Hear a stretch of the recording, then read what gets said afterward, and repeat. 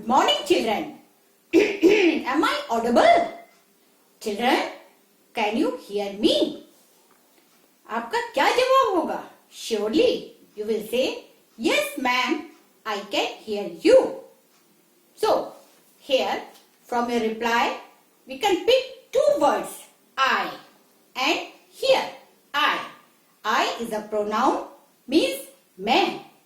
For example, I am teaching you. And E-Y-E-I. I is used for our eyes. Yes, through which we can see.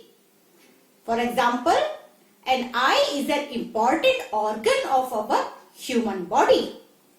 And here, H-E-A-R, here. Here means to listen something. किसी बात को सुनना. For example, you must hear what your teacher says to you.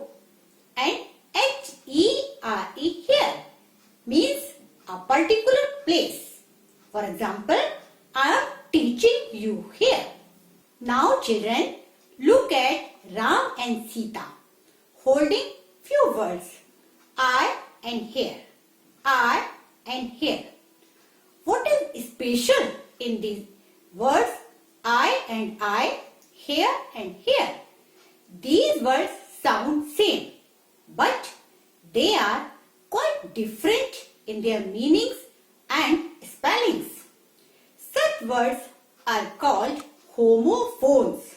Yes, homophones. Homo means same or similar. Phones means sound or voice. So, children, homophones can be referred to the words which are identical in their sound but are quite different in their meanings as well as in spellings. Children, you know that English is not a scientific language. There are so many exceptions and confusions in it. So, there are so many words which have the same spellings, same sound, even then their meaning is different. For example, you can say rose, R-O-S-E, rose.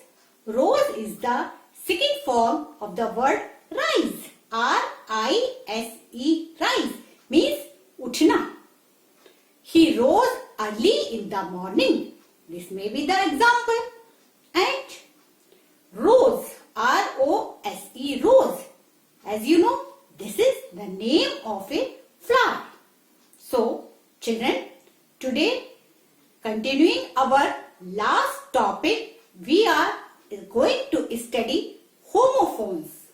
And here are some important, confusing words. So, here is the first word for you, that is two. T-W-O, two. Two means do. This is noun. Two is the number that comes before three and after one. Yes. For example, the sentence will be 2 and 2 makes 4. Yes. And T-O-2. T-O-2. This is a preposition in the direction of a particular location. In the direction of a particular location. I am going to my school, isn't it? And the next is T-O-O-2. T-O-O-2. Two is an adverb. Two is an adverb. Means to a higher degree than desired. To a higher degree than desired.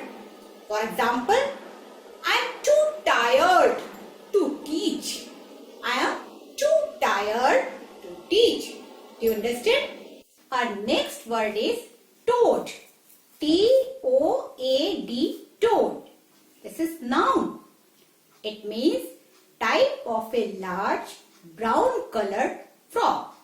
For example, there is a toad in my garden. Next homophone may be T-O-W-E-D, toad.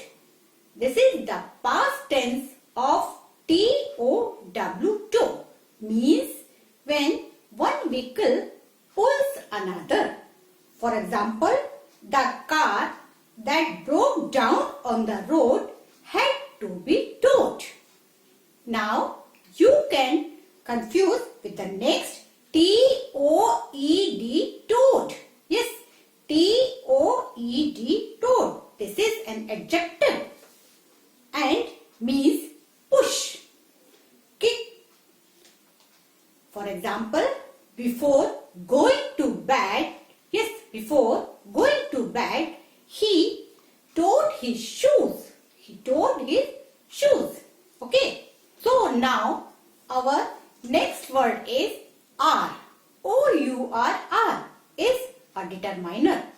Means belonging to the speaker, one or more.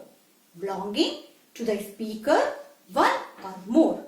For example, this is our first and foremost duty to follow the rules of lockdown.